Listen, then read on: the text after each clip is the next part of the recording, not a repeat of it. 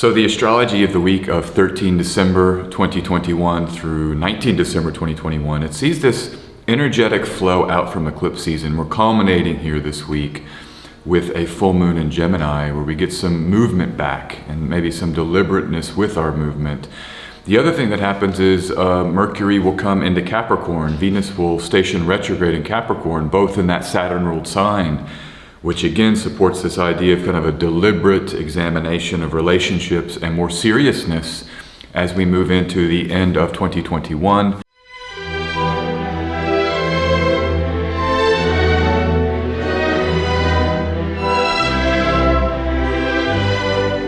Let's go into the charts. Let's dive into these charts and into the week. I am S.J. Anderson, very happy to be here. Very, very happy to be going into another week of astrology, which is what I do on this channel. Every week on Sunday, you'll get a video from me and analyzing what goes on in the week ahead. What I'll do in the video, 4 things. 1, we'll look at planets and their interactions with the signs and with each other. 2, I'm going to look at the moon and its movements to understand that lunar importance, which is so fundamental. Even you see people talking about admitting, that there is a lunar impact on the Earth and on the nature of this realm. I'll come to that in a second. But the third thing I'm going to do is pick 2 charts that are important for me to understand the week, and then I want to share with you a more detailed breakdown.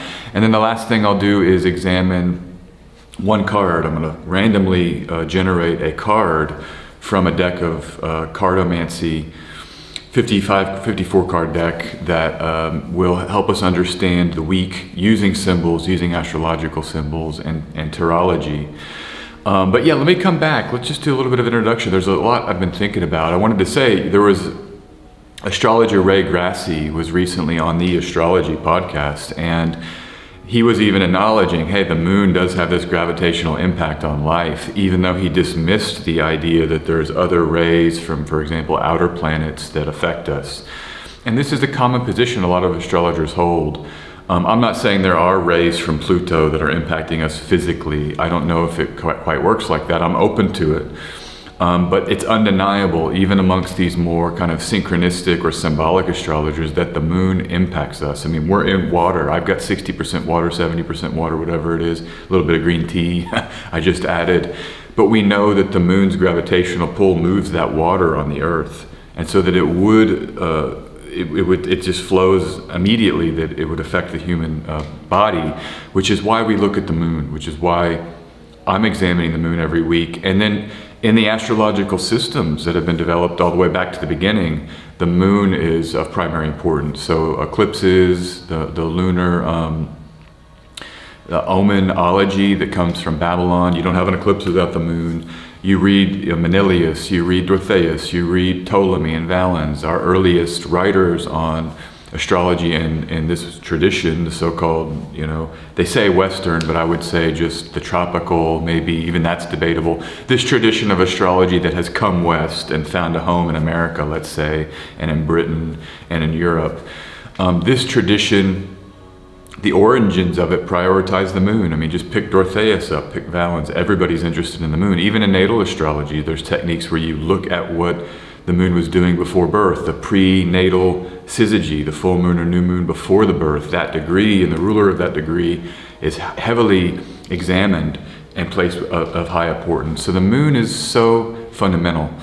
And so anyhow, that's a little bit of an introduction that's maybe incidental to contextualizing the week. The only thing is just to say we have this, we're out of eclipse season as big context for this week. And so it's very nice to be settling into less kind of strangeness from that perspective, and maybe some more tangible astrology, some more kind of nuts and bolts astrology that can be maybe more predictable in a way.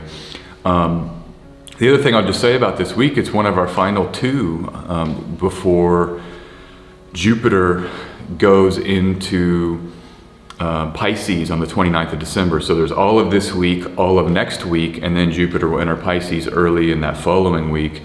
So we're really finishing a very important moment in the collective, energetic, which is Saturn and Jupiter coming together. The great benefic, the great malefic. When they come, great things happen in terms of epic upheaval. And we've seen that in our lives. And so this week is a culmination of that, because it's the final waxing culmination phase. And so we get this full moon in Gemini as a kind of final push into what will be 2022 and a whole new world.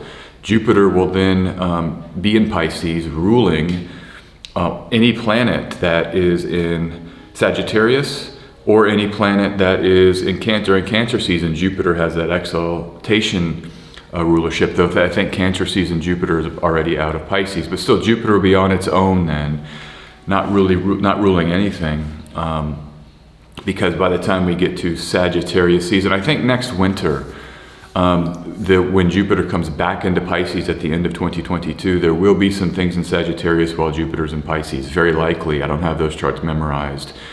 The point is that instead of having Saturn in Aquarius be the sole final dispositor, which happens this week when Mars comes into Sagittarius and out of Scorpio, we'll get a shared duty with Jupiter and Saturn.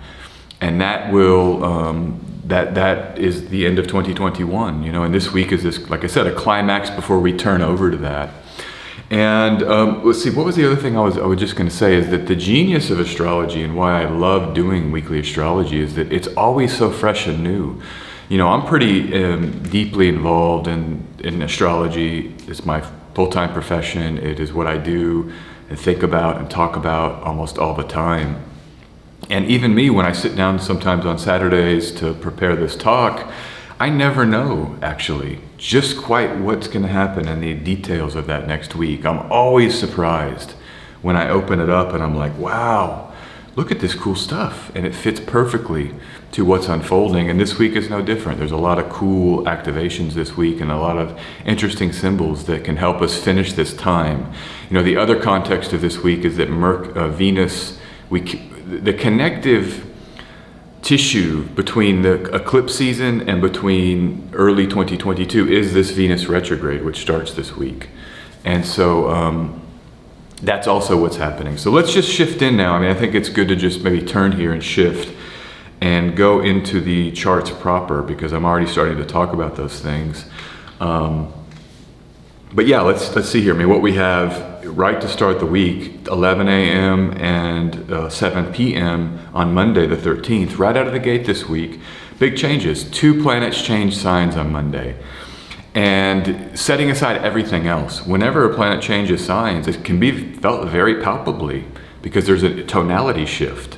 Remember, a planet filters through the tone of its ruler. And so my favorite analogy is that you have colored glasses, and when you put on that new pair of glasses, you can see the whole world anew, sometimes, depending on what you're looking through. And you get basically Saturn glasses with Mercury now being filtered through Saturn in Capricorn, and then you'll have these Jupiter glasses that come onto Mars.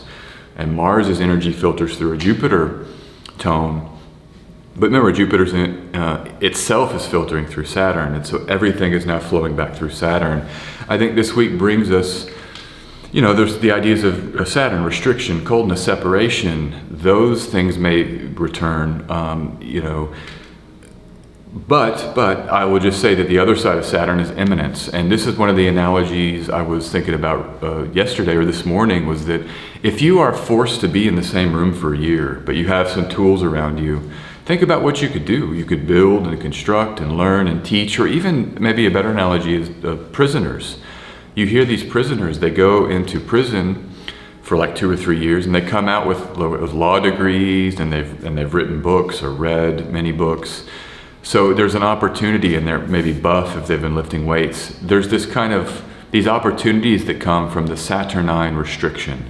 And that might be a way to think about this next 2 weeks in an optimistic way, especially with Venus retrograde, where maybe we can pull back from active relationship and just kind of heal or turn inward or review our relationships, and maybe focus some of that relational energy on that pleasure, sexual energy into other projects, building and constructing, this kind of Saturnine, grind that is quite supported with the symbols of this transiting sky. This is for the next 2 weeks until Jupiter comes into Pisces, and there's this whole other healing, vibrant Piscean, the healing waters of Pisces that emerge and will change this tone. But But so the thing is, back to the point, planets filter through their rulers. And so whenever a planet traverses a sign boundary, you can really palpably feel it. I wouldn't be surprised if I'm sitting here Sunday, if I wake up Tuesday and it's like, wow, this is a different vibe and feel.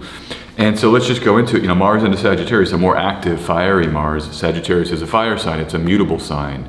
It's a day-sec sign. These are outward energies of change through truth-telling, through wisdom, through gifts or giving, or, the outward kind of movements of Jupiter here, but the fiery kind. And we've got Mars, the planet of fire in action, filtering through it. This could be combustive, can change, setting aside all of the Saturn dominance. There might be bursts of busyness or bursts of combustive change throughout this whole transit. Now, this week, Mars will be running with the South Node. And so maybe there's moves here that are spiritual in nature, that are reformulating mentality or worldview or what we believe. This is what the South Node does. It drains power out of things. And so maybe there's a sense of that this outward push and this fiery combustion gets turned inside, and we have to sort of think about questions like, why am I here? What do I want? Fits quite well with Venus turning backward, actually, to have the South Node and Mars together.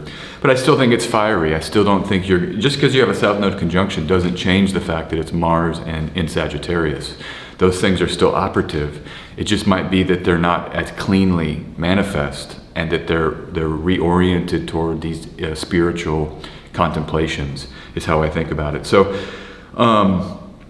let me see here. But the whole of this the South Node is right at the end here. I think the South Node is still in the second to last degree. It's not quite in the final degree. And so we'll have, let's just confirm that here. Yes, the South Node is still in the second to last degree. We might say the second degree of Sagittarius, Sagittarius 2, even though it's the 1 degrees. It's the 1 degrees and some degree minutes. It's the second degree of Sagittarius. All right, coming back here. And so, I was saying perfect so Mercury then also moves into Capricorn. How that may change with this filtration is that it's more of a grounded Mercury. This Sagittarius Mercury is one that can't get a hold. Mercury in its exile, because it's having to be taken out and expanded out and diffused with fiery change. Mercury likes to focus and detail, orientate. Saturn and Mercury have a great relationship. They are, planets of, think about Saturn's longevity, and how if you want to do deep analysis of things, detailed analysis, so scientists, not scientism, scientists, kind of true science, this is what they talk about. You run a experiment and you repeat it over and over again, and then you tinker with it and change. But this kind of repetition of a hypothesis as you test it and as you tweak your models, it's Saturn and Mercury combined. So Saturn and Mercury do very well together. In the air sign, they're the triplicity rulers, so they already have a special relationship in the ancient rulership system. I think here with Mercury and Capricorn, we're going to feel more grounded. We might be coming to, in terms of how we want to treat this next 2 weeks, what we want to use it for. Remember, I mentioned earlier the maybe opportunities for work and effort that aren't as relational. This is perfect for helping with that. The kind of to-do lists and planning that people will do around this period, the rebirth of the sun.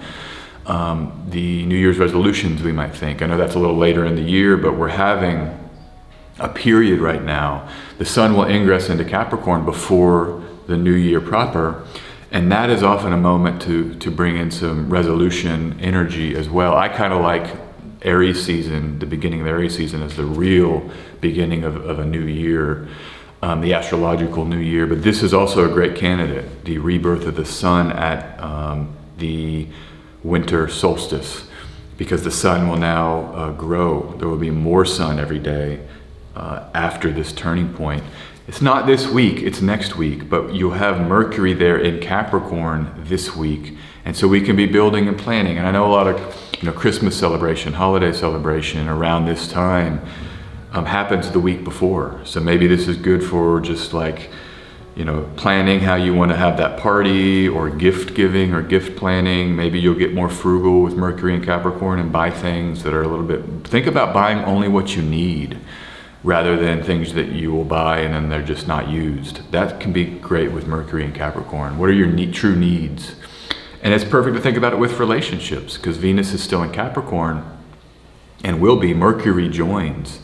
And so this Venus retrograde can take on a mercurial tone, adding to the natural process by which we want to review during a Mercury retrograde.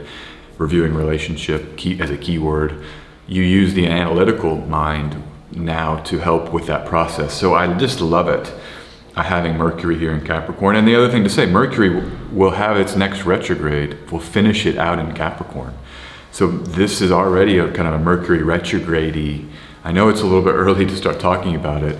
A lot of astrologers are like, the shadow. I'm more a sign-based astrologer. So when Mercury hits a sign where it will have a retrograde, to me, we're beginning some of that. We could be seeing some of the themes around this next Mercury retrograde emerge. That starts this week, actually, well before Mercury enters its shadow.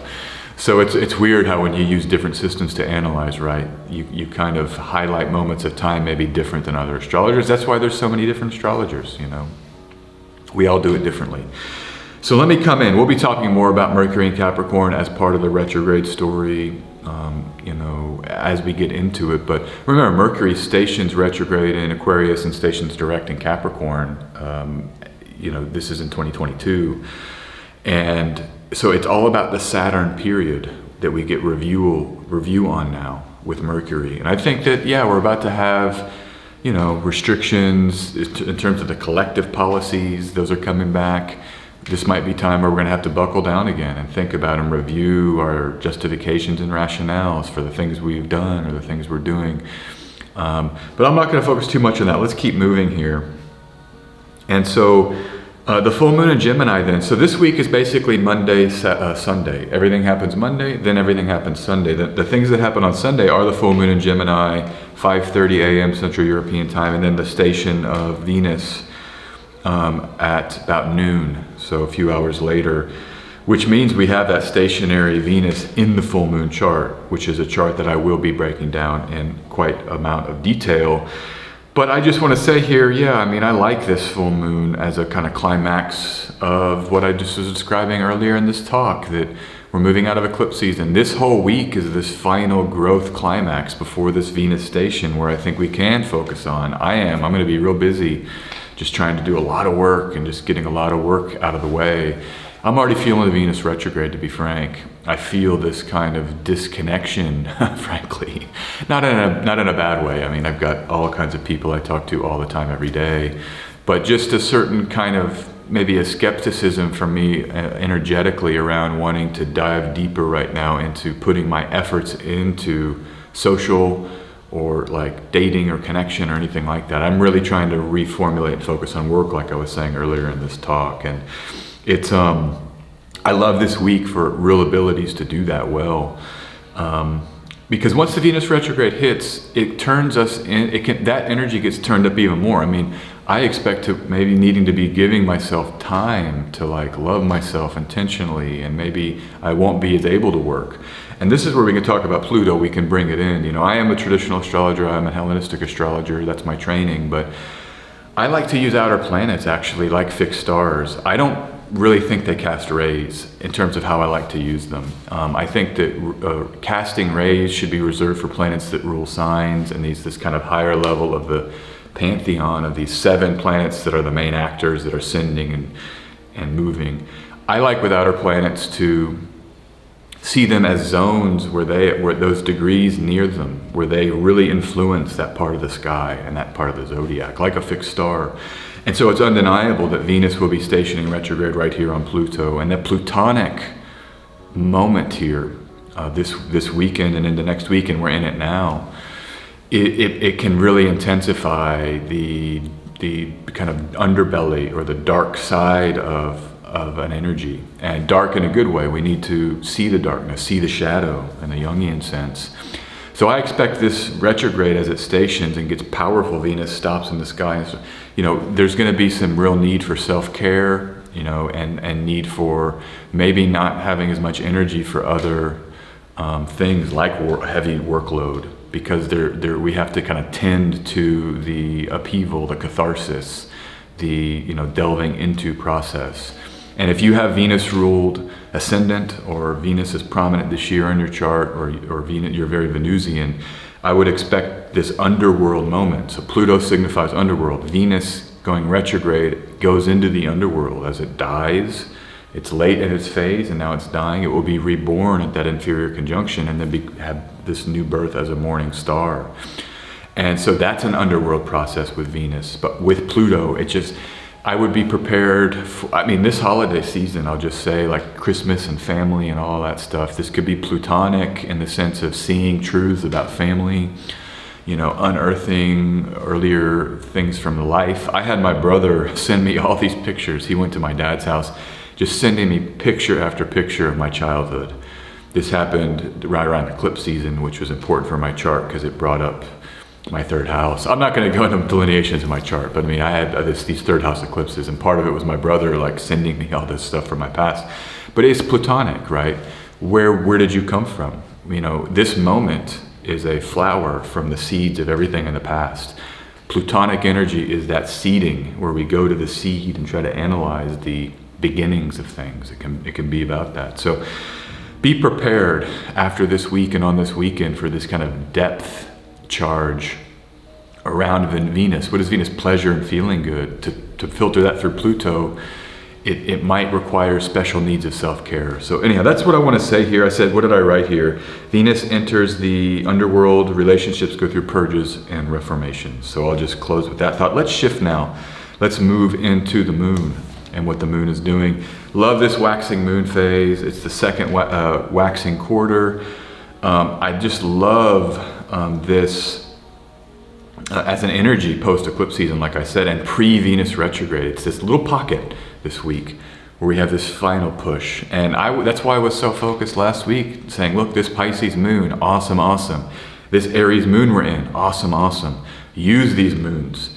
You got to, because this is symbolic support, astrological support for waxing activity. Now, not all action is waxing orientative. Sometimes we want to use waning moons for action, to purge and let go. But much of what people like to, get into action for can be part of a waxing orientation. That is to say, we want to do things that have longevity or have growth or will, add things to our life. And this pocket, Venus, Aries, are the two, Pisces and Aries are those two moons, because they were free from Mars and Saturn, and they will be here. The problem with the Taurus moon, and we just walk into the week, and then the Gemini moon, is that you're dealing with hard aspect from Saturn and Mars. That's a big shift here when Mars comes into Sagittarius on Monday. Not only do mutable signs have to engage with the nodal implications of being square the nodes, or conjoined or opposed the nodes, but now you have Mars added to that mix. And so all mutable energy has a martial nodal component that it will be confronted with for the next 6 weeks. Because I think the nodes, I'm not sure when, if Mars comes into the Aquarius, it's right around the same time that the nodes, true nodes, will come into the fixed signs. And so that's a big shift for January. Fixed signs are going to get Mars, Saturn, and the nodes. Watch out there, fixed signs. We'll be talking all about it here, but the mutable signs are targeted here for this final phase with Mars and the nodes there. So these Gemini moons are, this Gemini full moon has to confront that. And so, and it's also the final moments as the moon is getting full can sometimes feel so much energy that's destabilizing. Some astrologers in the tradition, I think it's like a 12-degree orb from fullness, where you maybe want to avoid elections. I actually kind of like full moon elections, or just before, if you're looking for that waning phase. Okay, let's come back in. Where are we here? Aries moon starts the week strong. It's a bona fide Aries moon. That's the transit of the week. I'll be talking about that. Taurus moon, we just went through all this. But the thing about the Taurus moon, once it clears Saturn, that square, it actually does get these lovely aspects from Venus and Jupiter late in Taurus. There is a moment of bonification there too. And so this late Taurus moon may have some opportunities before the moon comes into Gemini, opposing Mars, and then full, that I think are a second tier option for maybe what you might want to use this week. I like to avoid sign-based squares from Saturn. That's just how I practice. And, you know, because when Saturn is in a fixed sign, it reverberates out to all fixed signs, all 30 degrees of all fixed signs. It takes up that energy. So yeah, that's why I chose the Aries moon. Even though Mars is on the South Node and in Sagittarius, Mars is still in a supportive trine receiving that Aries moon. And so these are the things I had to pick this week, what I want to prioritize as an astrologer. I bet other astrologers out there are saying this Taurus moon is the best moon of the week. All right, let's come back in. Gemini moon full with the North Node opposite Mars. And then this Gemini, the Cancer moon after all of this is a waning, restful moon. And I love that we have this to settle into Venus retrograde. This moon will be in Cancer, I think shortly after, or right before, the moon enters Cancer right before Venus stations and starts, and then has the retrograde station. So it's a cool way to do this kind of self-care I was referring to earlier with this Plutonic Venus station. Maybe we need to just like get in bed, man, have the water, the teas, the vitamins or whatever you do, the superfoods, and just kind of nurse. Even if you're not physically sick, this can be like emotionally sick purgation can have symptoms. Purgation can have symptoms. Psychological work, psychological excavation, which is a nice keyword for Pluto, and psychological, Venus is a psychological sign. Remember, relationships are about psychology, how we perceive others. You know, so much of the psychological analysis is about relational analysis. You know, our parents, our family of origin, and that's why I think it could be particularly intense. But this Cancer moon's lovely. Have your broth, your bone broths, or whatever you like. I like apple cider vinegar. I drink that all the time, and I like it with sparkling water. This is a cooking tip, or a food tip from SJ here. Referring to myself in the third person, crazy. I was in SJ's cooking show, that's what I meant to say. For me, a cooking tip, get that apple cider vinegar from the mother. It's gotta be with the mother, because you have then the actual, you know, it's just higher quality, and you actually have the apple residue is the term I'm looking for, but it's there in the vinegar. And it's perfect for the Cancer moon, because this is the Cancer is the mother, and the moon is the mother. Get that apple cider vinegar with the mother, put it in a glass, you know, and you can figure out your preferences, but, you know, put a little bit in, a tablespoon or two, depending how strong you like it, a lot of water, and then you drink it. And the sparkling water gives it a kick. It's really delicious. So, okay, anyhow, this is the kind of stuff I'm gonna be doing, just getting that vinegar, laying down, seeing what needs to be purged, these plutonic depths of excavation with my relationships and my family and my history. All right, so that's the moon this week. It really is a kind of interesting moon because of this martial change. It changes how I analyze the moon, actually. So, okay, let's come in. These are the charts of the week. First chart is the transit of the week, the Monday Aries moon. I already talked so much about this. I just want to point out here, you've got Mercury in its Egyptian terms in this chart. And this is something that is, to me, a very important part of this week. Mercury leaves its exile and then has these power degrees in those first degrees of Capricorn. It's basically all week. I think Friday, Saturday, Mercury leaves and enters the Egyptian terms of Jupiter. But that mercurial support as we push through with this final waxing phase before Venus retrograde, I think it's a great time to get into some of your buying and your selling and your analysis and your detail orientation and your planning.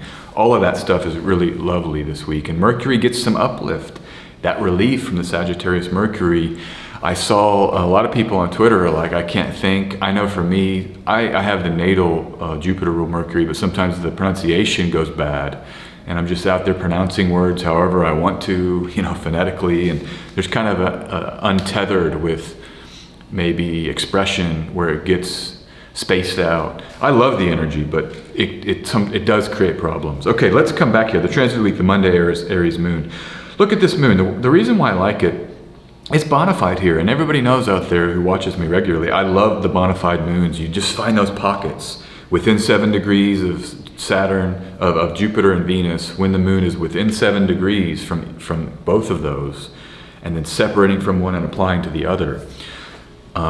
Only using traditional planets. You wouldn't come in here, in my view, and say, well, Eris In this case, there's nothing between that's breaking up the Venus-Jupiter by degree. Nothing comes in. But like, again, I said earlier in the show, and I hope to think about this and write about this more, but I just don't see like rays being cast from something like Eris or Ceres or Pluto for that matter. So, okay, let me come back here. This is how I like to analyze the moon. You find those pockets, it's textual, it comes from the Picatrix, this text where it just says when you look at the lunar mansions, you want to see it separating from Venus and applying to Jupiter or something like this. I could get the exact quote up. I just read it to say a bona fide moon is a moon where you really can access the lunar mansion energy, which is how I analyze these. But look here, you trine the Mars, and this is the other important point I wanted to note. Mars is on the south node applying during this Aries moon and during this lunar bonification. You might think about spiritual actions, you know, like rigor, spiritual rigor, yoga practice. I'd like to do more, and maybe on this day I'm going to try to like do 10 sun salutations or 12 sun salutations to really get some martial efforting around a spiritual purge physically. I think this transit can be lovely for that, with the ruler being on the south node. But aside from that, these aren't square. This Mars south node conjunction is not making a hard square aspect, and so it can't affect it in a real the most difficult ways that might otherwise want to affect it if it was a hard aspect. It is important, but it's trying and supportive. Let's go to what the lunar mansion is. This is the big thing I always pull up, lunarium.co.uk. Go to their site, support them. They have a great site where they actually have the quotes from many writers on the different lunar mansions, but they summarize it at the top. And so this is their summary for Al-Thuwaria, the lunar mansion here, the third lunar mansion. Right as the moon passes its square with Venus here, it enters this third lunar mansion. Good for art and creativity, love, using fire and hunting, work and study, business and commerce. Mercury in its Egyptian terms, also good for business and commerce. Alchemy, not good for marriage, travel by water, friendship, or gardening. Abundance, prosperity, success, determination. Great capacity for work is the essence. And this is why where you get this interesting a moment with these lunar mansions when they traverse two signs. You're kind of combining the fiery initiation powers of Aries with that beautification of Taurus and that grounded tangibility of Taurus, and you can see that perfect blend here.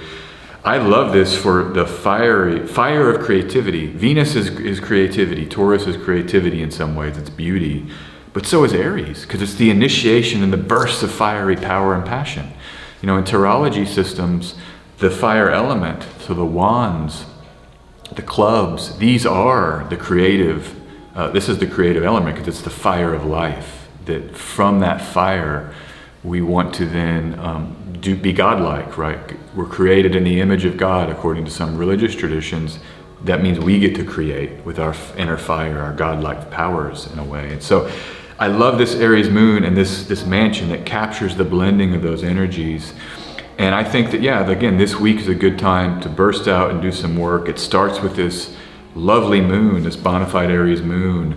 And I think this with that Mercury in its Egyptian terms also will continue support for work. So let's shift. Next chart. This is the full moon in Gemini. The striking thing about this full moon, just take a look at it.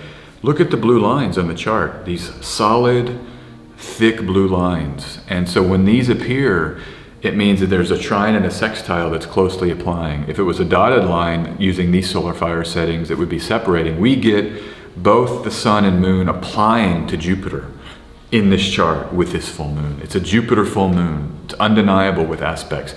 This is often how I use degree-based aspects, by the way. So the sign-based aspect was always there. When the orb gets very close, I use a 3-degree orb based on certain ancient texts. But that's when the planet can really assert its energy. Even setting aside rulership, set aside everything. A planet with a close orb, it says, no, I am important, and you have to look at that planet. This is what Jupiter's doing for this full moon, and it's very, very, very cool and very lovely. It's overcoming the moon. Earlier in zodiacal order, Jupiter can send these powers. Jupiter is tasked here, not only with this moment, but was tasked with ruling the eclipse, the last eclipse that took place before it. Jupiter ruled by sign, and now Jupiter makes these exact aspects to this full moon. Jupiter has had a lot of responsibility in its final moments in Aquarius, and I think it's a good way to think about this Jupiter. Congratulate this Jupiter. It's like, thank you for your work.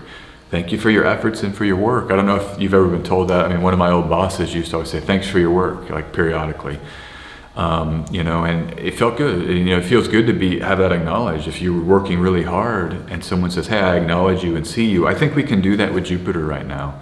All the work that Jupiter's done, 2 years of a Saturn-Jupiter co-presence, and then these final 2 syzygies have Jupiter, before Jupiter enters Pisces, are very related to Jupiter. So it's kind of a celebration here of Jupiter in a way. It's a Mercury-Saturn ruled moon. Mercury is now out of its Egyptian terms, itself being ruled by Saturn. So all of this flows back into Saturn. I think here about research and analysis and intellect. I talked about that earlier, Saturn and Mercury combined for kind of scientific processes. But it's, you know, we can also just think about the trines here, the supportive trine from Saturn. Saturn is the final dispositor in this chart, trines the moon, sextiles the sun. The work that we can do this week, and the work that we could have done all of this period, this heavy Saturn period in our lives, where we are staying home, right? And we're locked in, or we're restricted, or can't travel, all of these themes. What did you get done, and what can you still do in spite of those restrictions? In fact, what do those restrictions open up that you couldn't have done but for them? That's the kind of thing that we would want to consider with the trine from Saturn here. And so, you know, just go with it, in my view. I think it's a very auspicious full moon, actually, to finish up, to bring us into the Venus retrograde and to this kind of Saturn winter, I'm going to call it. You see, dark winter is something that people talk about, but it's because Saturn is darkness, and Saturn rules heavily this next 2 weeks. There will be a lot of Capricorn, Aquarius activity over the next few months. It's Saturn's winter. And then we have that Jupiter and Pisces to support, but we're having a heavy Saturn winter, a so-called dark or Saturn winter. And this is that last syzygy that kind of, boom, now we can sort of kick in, where we have this Venus retrograde, a Mercury retrograde, all in Saturn-ruled signs, a Venus retrograde, all in a Saturn-ruled sign. The sun comes into the Saturn-ruled signs. This is the kind of energy we're diving into here. The Mars opposition adds spice. This now Mars in mutable signs. Anytime you have mutable signs, you're dealing with changes. You're dealing with tricksterism, things that seem to be one way and that shift to another form. And then the requirement to be mutable ourselves, to be adaptable, to be thinking on our feet, to be quick to change course. This is a big theme with Mars in Sagittarius, all through Mars's time in Sagittarius, but with this syzygy. And so there might be required, this kind of quickness of thinking on your feet may be required as you're maybe going through these plutonic excavations around relationships. I would become adaptable, you know, with how you're handling and processing that stuff. Maybe it's time to do some journaling. Maybe it's time to do some walking. Maybe it's time to scream or punch the pillow. You know, I wouldn't do as much outward confrontation. I think the Venus retrograde periods are really inward times to reflect. So, you know, find people that are supportive. These are the people that are already with you and supporting you. That's the Capricorn energy as the excavations and upheavals emerge here relationally. But there's a mutable side to it, especially this opening phase where this adaptability of Gemini and Mars and Sagittarius and the mutability there requires it. So, okay, that is what I'll say about that chart. The last thing I wanted to say here, this full moon is conjoined Wazin, this fixed star Wazin, in the Columba constellation, which is the dove. It's the dove that Noah releases after the flood. The symbol of peace, the promise, okay, that this will never be done again, right? Something like this. And I'm not an expert on the Old Testament, but I know that this is basically a bringer of good news. You see the fixed star astrologers writing about it as a bringer of good news after the flood. We're post-eclipse season. We're almost done with Saturn and Jupiter being co-present. It's just implying that we've been on a journey with this Saturn time in our lives and in the collective. 2 years, December 2019, December 2021, Jupiter and Saturn They started their journey together and now they're ending their journey together. To me, this feels like what this symbol is about.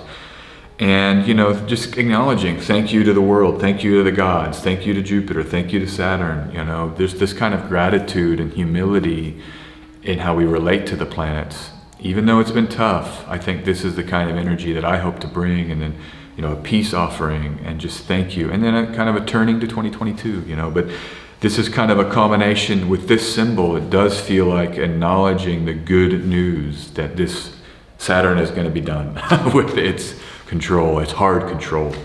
All right, and this is a quote from constellationofwords.com, my favorite fixed star website. I think this is, it's one of the books that they quote there. It's not Hinckley, maybe Hinckley, yeah, is the name. I think it's not quite Hinckley, but this is his book. It's a 19th century book on the fixed stars. He's got the text here I wanted to read is, which they call the good messengers, the bringers of good news. And that is what I was referring to. There's other writers, retiring of the waters in the time of the deluge. So it's post-flood good news. All right, let me just end it there. I mean, I think it's a great place to end this week of astrology. We've talked about so much is activated and happening. There's a lot of symbols to contemplate, I think. Let's pull a card. Let's finish this out with a card.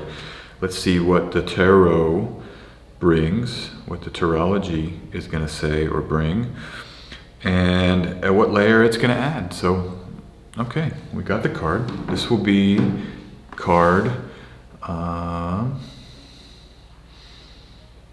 boom, boom, boom, boom. Here we go. It is the 6 of diamonds, the reward card. What a beautiful card. This is one of the best cards in the deck. The 6s in the tarot systems are these elegant moments right in between the count from 1 to 10. You have 6. It's not 4, it's 5. It's kind of destabilizing, then you get the 6. And it's the Star of David, right? The elegance of that geometry, the trines and the sextiles that we see this week in the syzygy, the full moon. That's what 6 is. You can see it geometrically represented by the trines and sextiles and the easygoing flow. It's that same energy when you see the 6 card. The reward card is the middle decan of Taurus. The moon will be here this week. The moon will be cleared Saturn this week there. And the moon will be then moving into that last decan where it has that direct connection to Venus and Jupiter. But in general, so maybe this is like telling me, hey, this Taurus moon, you guys use the Taurus moon, it's just as good, or those later degrees of the Taurus moon can be as much of a useful period in spite of the square from Saturn. That's one way to read this. The other way to read it is just a general idea of the rewards that you've joined, that you've enjoyed rather, from the tough work that you've done. I'm going to bring it back to Columba and Wazin and the idea of the bringer of good news. What have you done with this 2-year period of Saturn and Jupiter's co-presence? What have you enjoyed? What victories have you won? This is a time to maybe, with particularly the new birth, the rebirth of the sun at the equinox, or the solstice, the winter solstice. This can be a time also where we celebrate Saturnalia. In the Roman times, it was big parties where it's kind of the reward for getting through this winter, and now we're entering into a rebirth phase where the birth of the expansion, right? Towards summer, we've gotten out, we're in the middle of winter, and so we're heading now towards summer. So this can kind of be the way that you would treat this energy. I also think when it's darkest, sometimes we need to love the most and celebrate the most. It's like the yin yang. There's the dark, you have that seed of light. That's how I feel about winter solstices. And maybe this is the comforts that the moon can bring. The last thing I'll say is this tells me that Cancer moon on the weekend, as Venus is getting, excavated by Pluto, that this is the comfort that we can bring, and that Cancer moon is quite important, that we'll end this week with and start next week with. Okay, that is the weekly astrology, that is the weekly tarot. This is S.J. Anderson. Thank you for being here, and thank you for coming to my channel. You can support me by liking this video or subscribing to the channel. You can always go to my website, sjanderson144.com, and schedule an astrology reading, or you can support my Patreon. Helps keep these videos going. Have an awesome day. Talk soon.